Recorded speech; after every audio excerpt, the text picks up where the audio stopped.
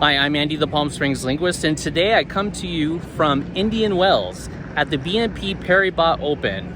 I'm a tennis player at heart. I play tennis every single day, and so it's really exciting for me to be able to see the professionals play right here in the Coachella Valley. So today we're going to take a look at some of the tennis here at the BNP Paribas Open. I'll show you the grounds, and I'm going to explain why the game of tennis uses the terminology it does to keep score. As an avid tennis fan, as a daily tennis player, and as a linguist, I've always wondered how tennis got its crazy scoring system of love, 15, 30, 40 game. There's also deuce and advantage, the former not making any sense outside of a tennis context. So let's start with love. Why do we say love instead of zero? It is believed that this meaning of the word love originates from French. The shape of zero is essentially the shape of an egg. So while speaking French, people used to say l'œuf, which means the egg. English doesn't have the vowel sound in l'œuf, so the closest word that l'œuf sounds like in English is love. They both start with an ol at the beginning, a vowel sound in the middle, and a labiodental fricative at the end. The only difference between the and the is whether the sound is voiced. Otherwise, it's exactly the same sound. Ironically, when keeping score in French speakers don't use the word l'œuf, meaning the egg. When people play tennis speaking French, they say zéro, the French word for zero. This explains why we say love for zero. But what about other scores? In tennis, we count love, 15, 30, 40, game. Well, there is not consensus as to the origin of this unique scoring system. There are two main theories. The clock theory. The goal of the scoring system is to advance around the clock to a full hour. A clock divides evenly into fourths with 15-minute increments, 15, 30, and 45. When you get to a full hour, you have completed a game.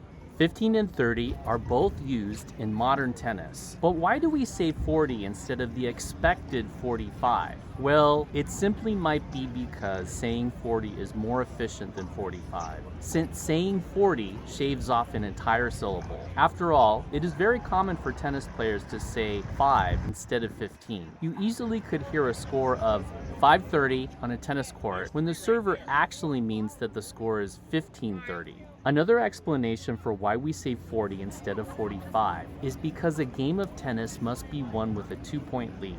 So the scoring system needs to accommodate a score of deuce. The score is deuce when both players' scores are tied and they are each potentially 2 points away from winning the game. Deuce in Old French meant à deux de jeu, which in English means 2 points from the game. So by moving the 45 point back to 40 on the clock leaves you with 20 minutes left, which can be divided evenly into 2 increments of 10. The first one being the point called advantage, and the second one being game. Of course, if the other player wins the advantage point, then you return back to deuce. This cycle continues until one of the players manages to achieve a 2-point lead. Well, if you're having a devil of a time making sense of the clock theory, perhaps for you, the time has come for the court theory. Before tennis became tennis, it started out as a game in France called jeu de paume. Paume is the French word for palm. So jeu de paume was played with the palm of your hand instead of a racket. The jeu de paume court was 90 feet long, divided in half by a net. So each player's court was 45 feet long. As you scored, you got to move up the court closer to the net.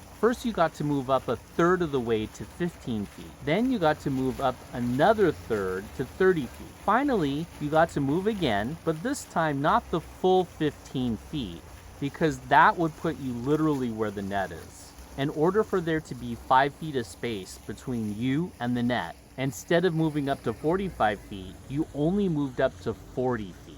This explains why in modern tennis we say 40 instead of the more expected 45, which would follow the pattern of increments of 15. Now I want to hear from you. Which theory makes more sense to you, the clock theory or the court theory? Tell me in the comment section below. Discover language you were never taught in school while exploring the California desert and beyond. If you enjoyed this episode, please click like and subscribe right now to not miss any future episodes of the Palm Springs Linguist. I'm Andy the Palm Springs Linguist, and it's the next morning after the BNP Paribas Open. I've stopped in at Townie Bagel for some breakfast, which brings us to our last term, bagel.